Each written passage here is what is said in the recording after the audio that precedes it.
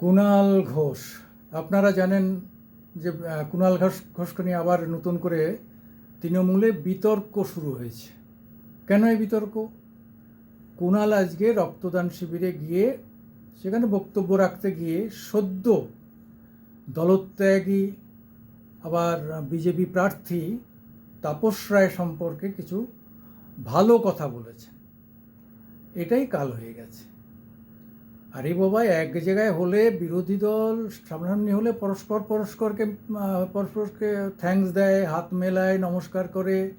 এগুলো তো একটা সৌহার্দ্যপূর্ণ, এটা একটা মানবিক ব্যাপার। এর সঙ্গে রাজনীতিকে এত জটিলভাবে জড়িয়ে দেওয়ার কোনো মানে হয় কি না আমার অন্তত জানা নেই।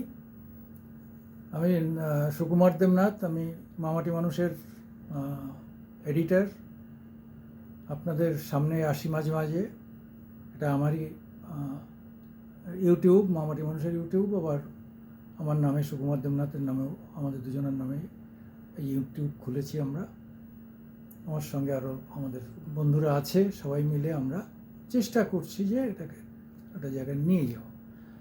কিন্তু আজকে কেন কুণালকে নিয়ে সমর্থন করছি এমন নয়, কিন্তু কুণালকে চিনি দীর্ঘদিন ধরে।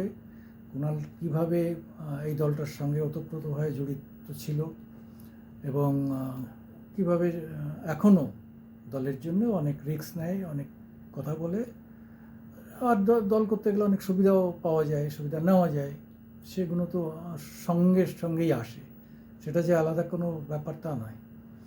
কিন্তু কথাটা হচ্ছে আজকে যে কারণে ওকে দল থেকে বাদ দেওয়া হলো, মুখপাত্র থেকে সরিয়ে দেওয়া হলো, এগুলো তো ভিতরে ডেকে নিয়ে আলোচনার সাপেক্ষে হওয়ার কথা। আজকে এইসব দলে কেন এটা হবে না? দলের প্রায় শীর্ষ নেতাদের খুব ক্লোজ, উপরে টপ লেভেলে আছে, তো এমন নয় যে কোনো গ্রামের কোনো ব্লকের একজন সাধারণ কর্মী তার সঙ্গে কেন কথা বলতে যাব। এটা তো টপ মহলে, যাদের সঙ্গে ও সবসময় চলাফেরা করে একসঙ্গে। তো তাকে ডেকে নিয়ে তো বলা উচিত ছিল যে এই লাইনে তুমি যাবে না, এই লাইনে তুমি থাকো, এটা করবে না, এটা করো। কিন্তু তা না করে এইভাবে একদম মানে সঙ্গে সঙ্গে খারিজের খাতায় দিয়ে দেওয়া হবে।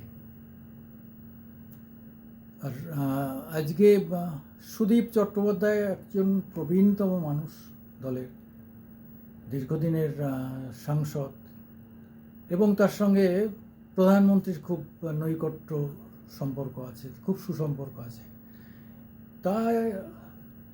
তার জন্যে আজকে তাপসকে বলি দিতে হলো। আমার অন্তত মনে হয়েছে যে তাপসের রাজনৈতিক তাকে সরে যাওয়া হচ্ছে সুদীপকে মানে সমালোচনা করা। আজকে একই পথ ধরতে হলো কুণালকেও। কুণালও মানে সুদীপের বিরোধী, এটা বোঝা গেছে, এবং সুদীপের চাপেই আজকে দলকেই ডিসিশন নিতে হয়েছে বলে আমার মনে হয়। কারণ দল বুঝতে পারছে যে বিজেপি বিভিন্নভাবে তাদের ডিস্টার্ব করছে। আবার এটাও ঠিক যে দলের অবস্থান যে জায়গাটায় ক্রমাগত তীক্ষ্ণ থেকে তীক্ষ্ণতর হচ্ছে বিজেপি বিরোধিতা। তার একটাই কারণ হচ্ছে যে মুসলিম ভোটটার পাওয়ার জন্যে মরিয়া এই দলের নেতৃত্ব মরিয়া। মুসলিম ভোট যে কোনোভাবে পেতে হবে। তাতে যদি হিন্দু ভোট চলে যায় সেও ভি আচ্ছা। এরা হিন্দু ভোটের জন্য লালায়িত নয় এবং চিন্তিত নয়। তারা জানে যে হিন্দু ভোট যেটা পাওয়ার সেটা পাবো, ওরা এমনিতেই দেবে। কিন্তু মুসলিম ভোটটা অনেক কিছু চেষ্টা করে পেতে হবে। সেই জায়গায় দাঁড়িয়ে বিজেপির সঙ্গে যে তার ভয়ঙ্কর ডিফারেন্স, এটা প্রমাণ করতে যে জায়গায় গিয়েছে, আমাদের ধারণা এতে দলের খুব বেশি লাভ হবে বলে মনে হয় না, লাভই হবে বলে মনে হয় না। যে অবস্থা চারিদিকে 7-8টা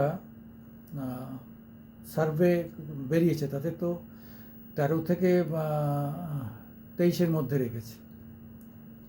দু একটা 26ও বলেছে, কিন্তু আবার 13কেও বলেছে, 15 বলেছে, 17 বলেছে, 20 বলেছে। সব মিলিয়ে যেটা বোঝা যাচ্ছে যে তাতে কমবে ছাড়া বাড়বে না। এখন 22 আছে, সেটা 21 হতে পারে, 20 হতে পারে, 18 হতে পারে, 17 হতে পারে, 16 হতে পারে, 13 হতে পারে, অর্থাৎ ভালো না। আর এটা হচ্ছে তৃতীয়বার প্রধানমন্ত্রীত্বের ভোট,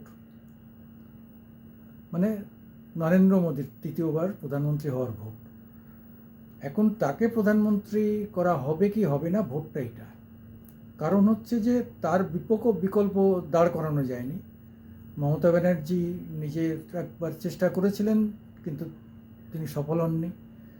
রাহুলকেই মানতে হচ্ছে, কিন্তু রাহুলের যা অবস্থা তাতে মনে হচ্ছে না যে রাহুল খুব একটা বেগ দিতে পারবে।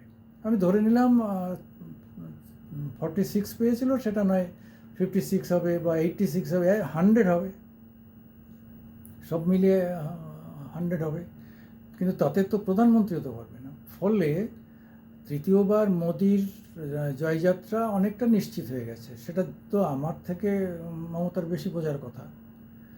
তিনি যে বোঝেন না তা তো নয়, বোঝেন। তাছাড়াও বুঝেও কেন এইভাবে নিজের দলের মধ্যে গোলমাল, বিজেপির সঙ্গে গোলমাল। আর এখানে যদি 2টো সিট কম পাওয়া যায় কী যায় আসে, মুখ্যমন্ত্রী তো আপনি থাকবেন, আপনি তো মুখ্যমন্ত্রী আছেন। আর আপনি যদি 42টা সিটও পান তাও তো প্রধানমন্ত্রী হওয়া মোদির আটকানো যাবে না। তো এই যে জটিলতা ক্রমাগত বাড়ছে, আমার মনে হচ্ছে যে রাজনৈতিকভাবে ডিসিশন নিতে গিয়ে সবাই খুব একটা জটিলতায় পড়ছে। আমার অন্তত ধারণা একমাত্র বৈঠক করতে হবে, অন্তত সপ্তাহে একবার বসতে হবে, টপ লেভেলে বসতে হবে। ওই ফোনে ফোনে বলে দিলাম এটা নয়, বসতে হবে। বসলে অনেক কথা বলা যায় যেটা ফোনে বলা যায় না। বসলে অনেক সমাধান হবে, অনেক রাস্তা বেরোবে, অনেক ধরনের সুবিধা হবে, যেটা বামেদের মধ্যে ছিল, যেটা বিজেপির মধ্যে আছে, হ্যাঁ, সেটা যদি তৃণমূলের মধ্যে না আসে তাহলে খুব মুশকিল হবে। এই একটা ছবি দেখে খারাপ লাগলো, আলিয়া মাদ্রাসার তারা সমস্ত তৃণমূলের একটা মিটিং হয়েছিল, সেই ছাত্ররা কীভাবে সেই সমস্ত প্লাকার্ড, ফেস্টুন, পোস্টার সমস্ত লাথি মেরে মেরে সরিয়ে দিচ্ছে। তাতে অনেক বড় বড় নেতাদের নাম আছে। তাহলে এইটা যদি মানসিকতা হয়, বহু মুসলিমরাই এখন কিন্তু মমতার বিরুদ্ধে বলছেন। মমতা মুসলিমদের ভোট পাওয়ার জন্য একদম প্রাণপণ করছেন, কিন্তু মুসলিমদের মধ্যেও অনেক রকম গ্রুপ হয়ে গেছে। পীরজাদা, নওশাদ সিদ্দিকী, আমি ওদের বাড়িতে গেছি, আমি ওদের জানি, হ্যাঁ, ওরা বরাবরই একটু বিজেপি ঘেঁষা। ফলে মুসলিমদের মধ্যেও কিন্তু ভাগ আছে, আপনি জোর করে এক জায়গায় করতে পারবেন না। এই জায়গাটা মাথায় রেখে অন্তত আমি মনে করি যে কুণালকে দরকার, এই সময় কুণালকে সত্যিই খুব দরকার। কুণাল হঠাৎ করে ডিসিশন নিতে পারে, হঠাৎ করে কিছু বলতে পারে। আপনি যে কোনো লোকই আজকে মুখপত্র রাখুন না কেন, তাদের ভেবে বলা, এবং তো অনেকেরই বলা তো মানে মানুষ খুব খুশি হয় না, এত তীব্রভাবে তীক্ষ্ণভাবে তারা ভাষা প্রয়োগ করেন যে তাতে কিন্তু মানুষ, সাধারণ মানুষ সবাই হার্ডকোর নয়। হার্ডকোর তৃণমূলকে আপনি কিছু বললেও যায়, না বললেও যায়, কিন্তু কিছু মানুষ আছে যারা অনেকটা ফ্লোটটা মানে ভাসমান, অনেকে সমর্থক, তারা কিন্তু এত তীব্র ভাষা পছন্দ করেন না। ঘুরিয়ে ফিরিয়ে বলার মধ্যে অনেকটা স্বপ্নে জানতে হবে, কখনো কঠোর ভাব আনতে হবে, কিন্তু সেটা মানে মানুষের মনোভাব বুঝে বলতে হবে। এটা অনেকেই বলতে পারেন না, যেটা কুণাল পারে। আবার এটাও ঠিক, কুণাল কখনো কখনো খুব খারাপ সিচুয়েশান তৈরি করে, যেটা সন্দেশখালি নিয়ে করেছিল, সেটা খুব খুব খারাপ কাজ করেছিল। এটা হঠাৎ করে ফেলে, এটা দোষ আছে। ওটা আমার যেটা মনে হয়, ওটা ও ক্রিয়েট করে, তৈরি করে, ও মাথার থেকে প্ল্যানিং করে এটা করে। সবসময় সেটা সফল হয় না। কিন্তু এই জন্য বসা, এই যে সন্দেশখালি নিয়ে কী বলা হবে, যদি মুখপাত্ররা আজকে দলনেত্রীর সঙ্গে বা দলের আরও অনেকের সঙ্গে, সুব্রত বক্সির সঙ্গে বসতেন, তাহলে একটা স্ট্যান্ড নেওয়া সহজ হতো, তাহলে এরকম কেলেঙ্কারি হতো না। এখন সেটা হচ্ছে না। নমস্কার, সবাইকে অভিনন্দন। সালাম, সত শ্রী আকাল। আপনারা ভালো থাকবেন এবং আমাদের একটু সাপোর্ট দেবেন, লাইকস দেবেন এবং সাবস্ক্রাইব করবেন। আমি সুকুমার দেবনাথ বারবার আপনাদের কাছে আসি, আপনাদের সমর্থন পাচ্ছি। নমস্কার।